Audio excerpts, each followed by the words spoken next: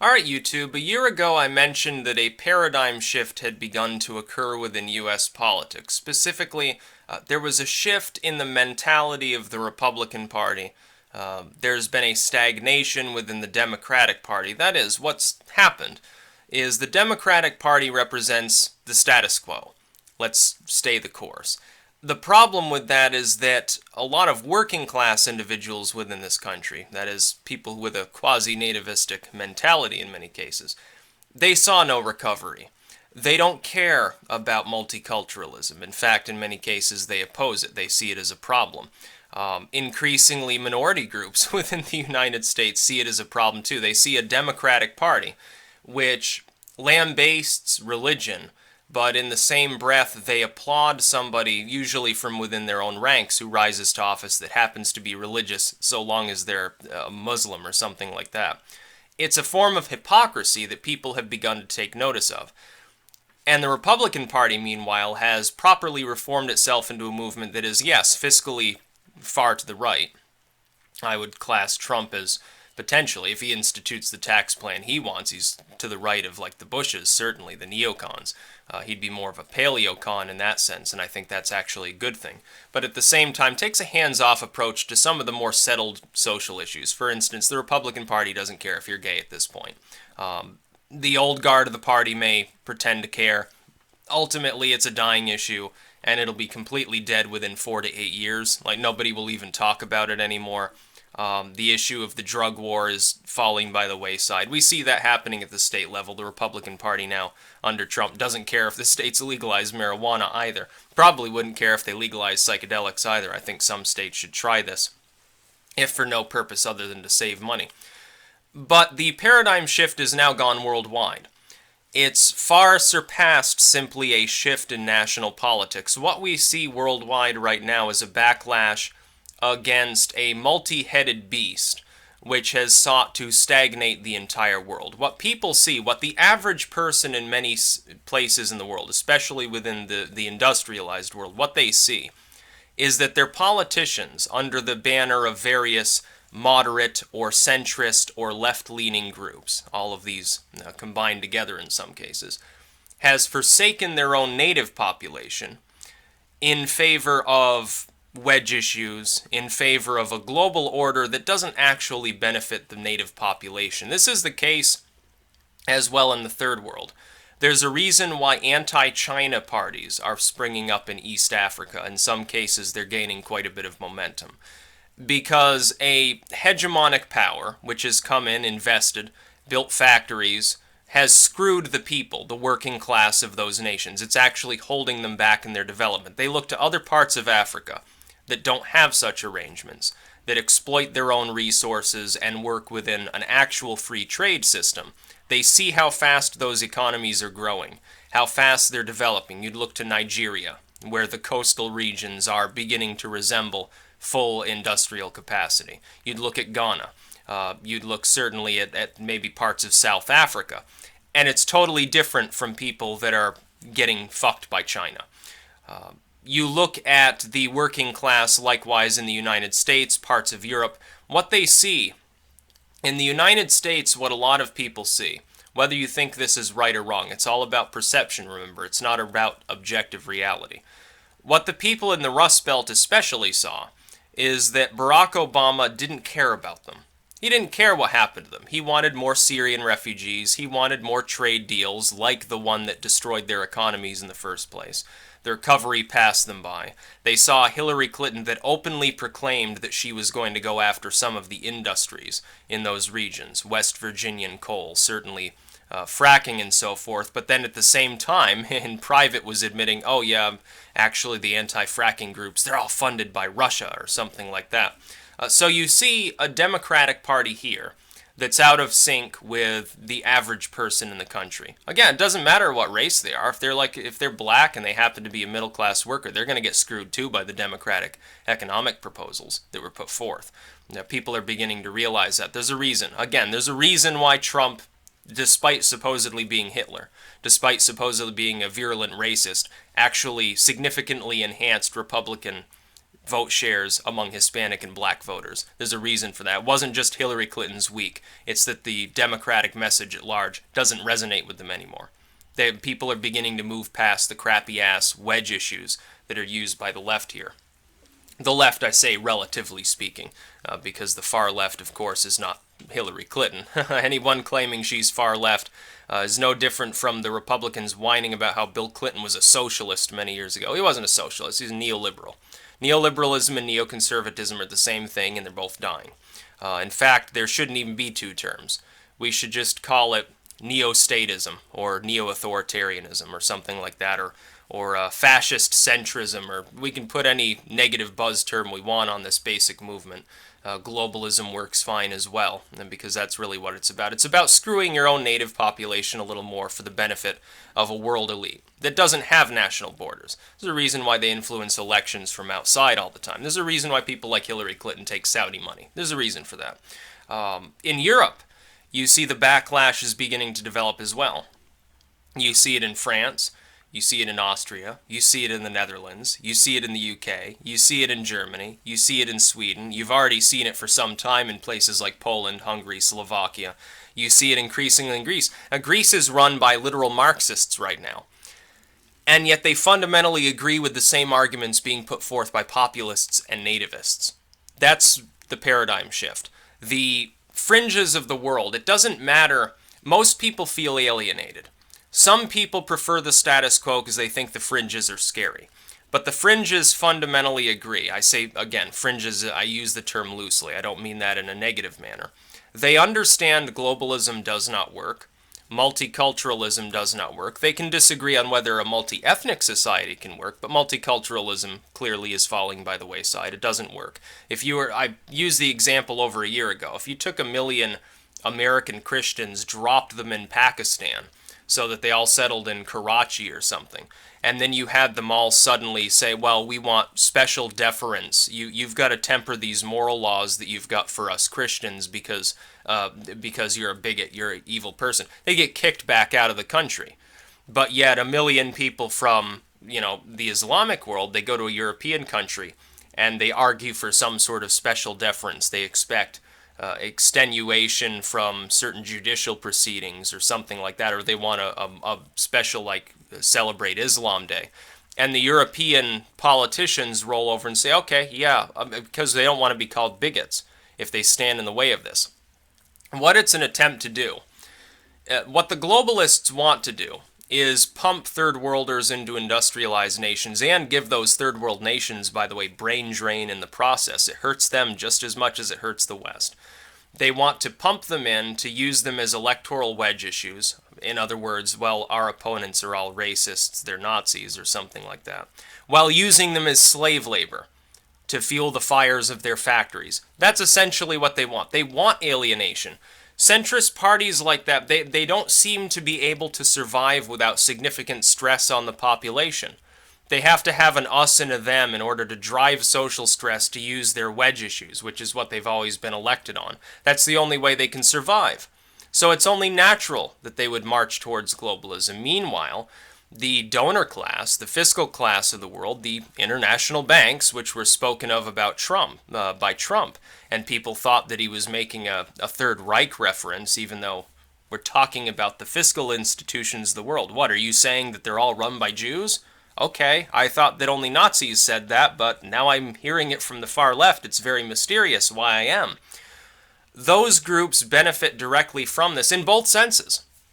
You create brain trade in the third world, which gives you better investment opportunities. Dirt cheap. You can build factories there. You can exploit them like the Chinese do. Oh, it makes it easy. You march into a third world country that's had most of its, its more well-trained, well-educated citizens. They've all moved. They've all gone off to the United States or the UK or even to China or some place like that to get a job that pays, 10 times as much. They send a remittance home of 5% of their paycheck. Their family thinks it can drive a Rolls Royce all of a sudden.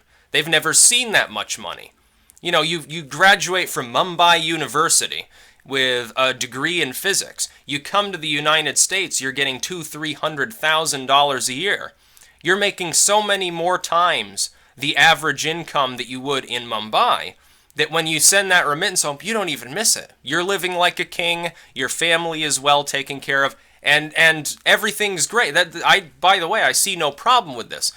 The problem is that what you've just done is taken a person who could have developed their native culture and made it better and contributed to things within their country. You've drained the brain collectively of that culture of another PhD. Meanwhile, that person moves to the West and they settle in some area. They tend to self-segregate just as everybody else does. It's been going on for literally thousands of years. People tend to keep to their own ethnic clad. That's just the way that mankind is. We recognize like and unlike. You can call it unfortunate, you can say it's immoral, you can say it makes you a bigot or a supremacist or whatever you want to term it. It is a biological facet of our being. It just happens. It doesn't matter whether it's the most cosmopolitan city or the most rural backwoods clan-toting region you can think of, it's going to happen. There's nothing that you can do about it. People gripe and grumble when they're living in close proximity to groups that they identify as other people. This happens, by the way, some black community, white person moves in. Oh, there goes the neighborhood. This person, they don't like the same cuisine. They're not listening to the same music. They're not hip to the same lingo, and so forth. It just creates social stress. This person moves to the West. Now, if it's only a few people, nobody cares. It's seen as, oh, that's the token person from India. Oh, that's fine. Maybe he makes good food or something. They don't have a problem. You load the community with hundreds or thousands of people like that, and all of a sudden, what used to be just a few grumbles from some actual bigot. Oh, well, look at these Indian people moving in. Oh, look, it's black people in our neighborhood. The literal Klan man or something like that, or of a black supremacist, or someone from La Raza or something like that. Originally, their sort of grumblings weren't taken seriously by the average person because they don't notice any problem. They say, well, it's one person. It's one family.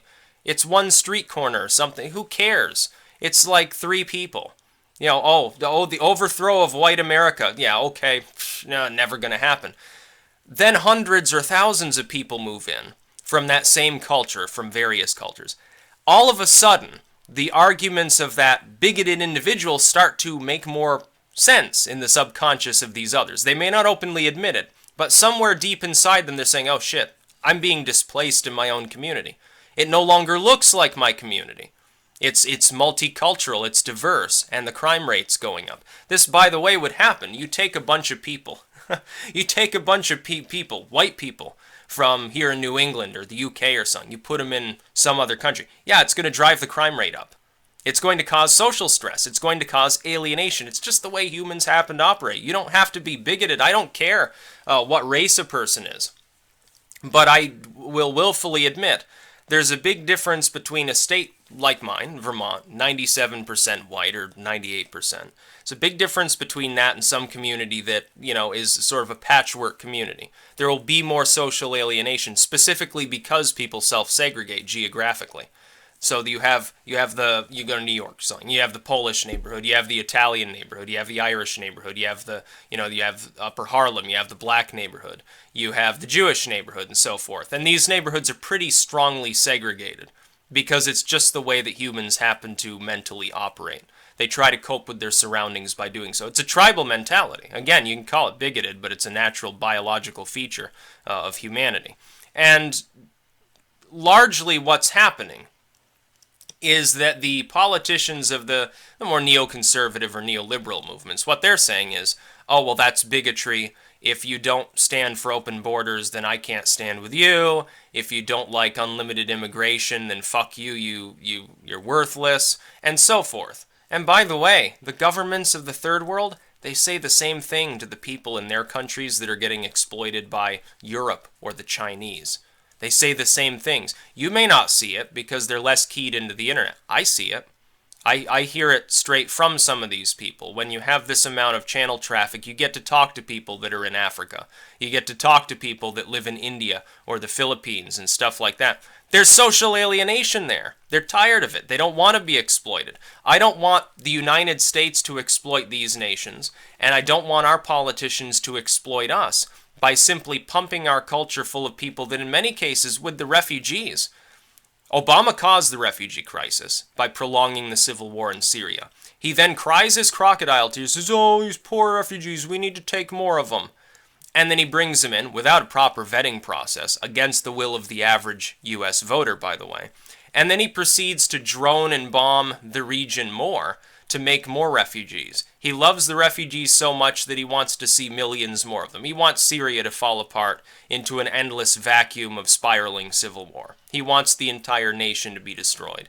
If he could do it to Iran, he'd do it there too. And then he would cry again up on TV and say, how can you not feel humanity for these poor Iranians that are being displaced by, our actions, but I won't admit to it. Oh, we need, a million Iranian refugees too. That's what he would say. I'm surprised he hasn't talked about how we need more Afghani refugees, more Iraqi refugees, more Libyan refugees, more refugees from everywhere else in the world. No, well, we don't need that. What we need to do is get rid of the neoliberal warmongers that keep fucking with these nations in the first place. That's the reason you have a refugee crisis. You have a crisis in Syria because neoliberals decided they wanted an oil pipeline, they wanted to play grand chessboard, they want a no-fly zone to lead to a nuclear conflict or something like that. Let's fuck with the nation, we'll arm the FSA. That's what they've been doing. Now that Russia's more directly involved, along with Iran, things will probably get better in Syria. Yeah, they will. Assad will maintain power. ISIS will be kicked back out of the country. The West can continue to fund the FSA covertly, but it's not going to have any big impact. They're going to get their asses kicked too by ISIS and by Assad. Good. Things will go back to a boring normal, and maybe Syria will begin to rebuild. Well, again, with major investment from the Iranians and the Russians. What I say is that the neoliberals and neoconservatives don't know what's happening right now because they're so woefully outdated. They think that everything's fine, that their wedge issues will hold up to scrutiny. Obviously, they're not. All over the world, they're being rejected. In some of these countries where things were close a year or two ago, things have completely gone further in the direction of anti-progressive, anti-groupthink, newspeak sort of crap.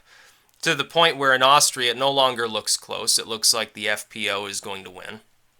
In the Netherlands, nativism is gaining dominance. Certainly in Eastern Europe, there was never any question about their dominance. You see it rising up all over the place. Look at the Philippines.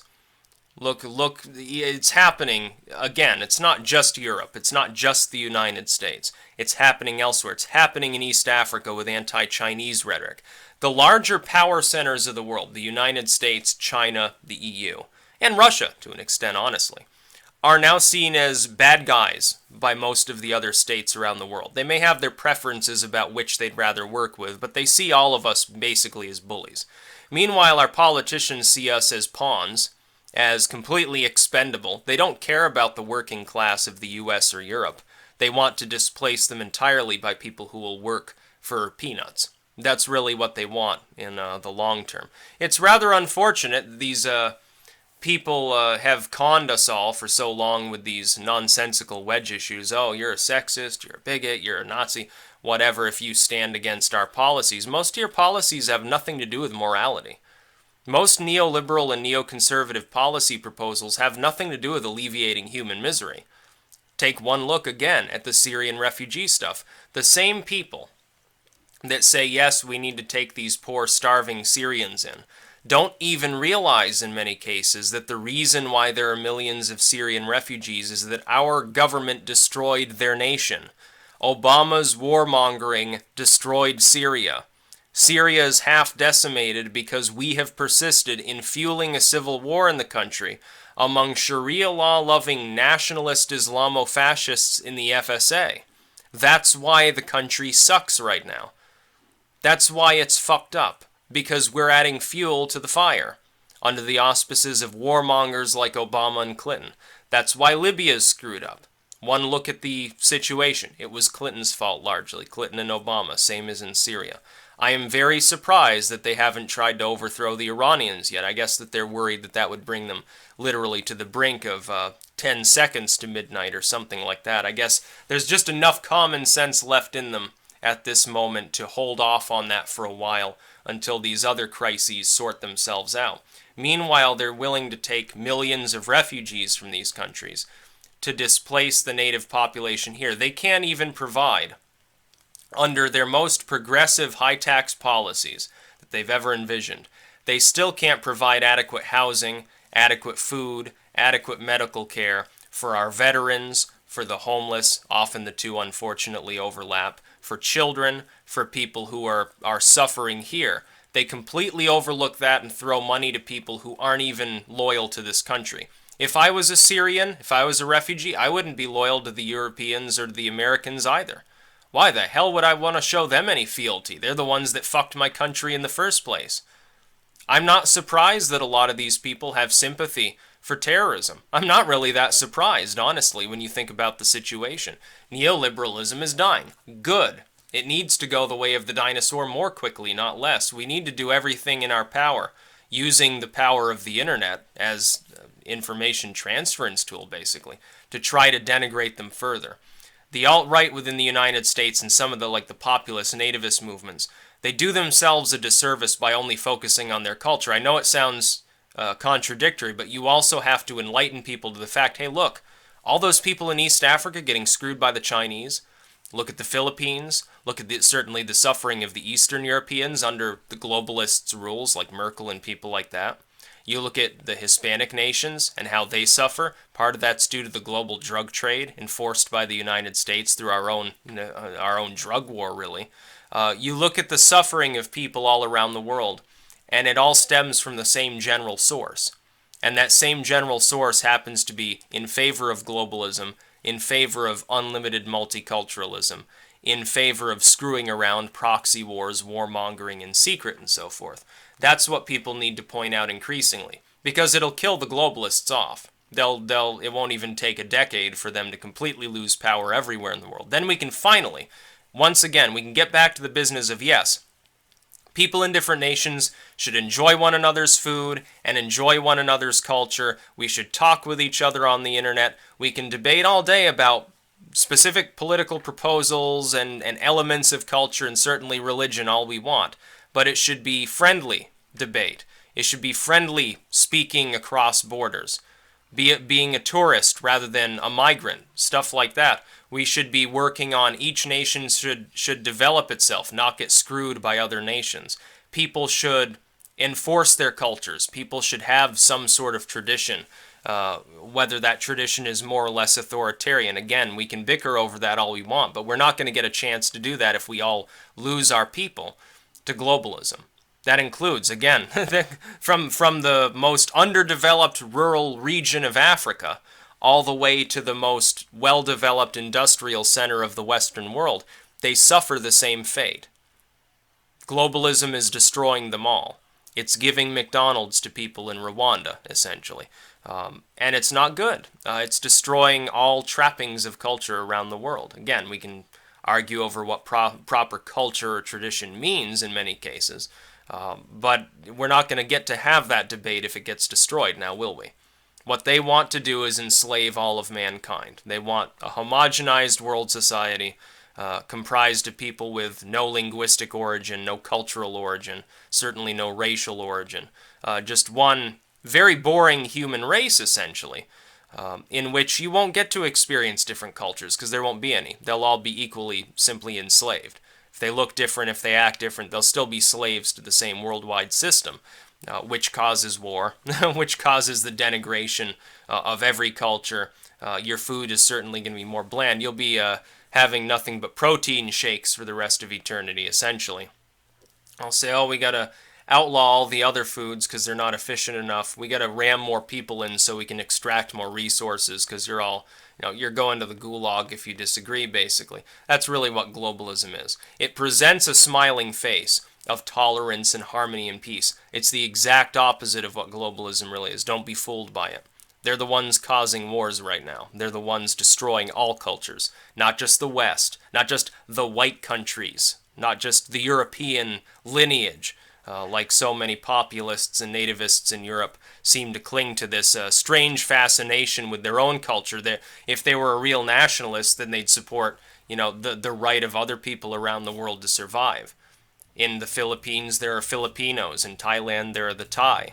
In Nigeria, there are Nigerians. You wouldn't go over there and screw around with their cultures, but the globalists are, and you don't say anything about it. Why aren't you defending them too? This is why I can't stand in many cases with racial nationalists. I can only stand with civic nationalism, especially where it overlaps with libertarianism in the American sense. I don't have any onus or any problem with any of these people around the world. I also don't have a problem with immigrants. I simply think there needs to be assimilation. There does need to be border control. That's what we need. That reduces social alienation and in many cases eliminates it entirely. And then you don't have these problems. You don't have wedge issue politicians foisting bad fiscal policies, bad trade policies off on people with the excuse of anyone that's against them is a bigot. That's about all. Peace out.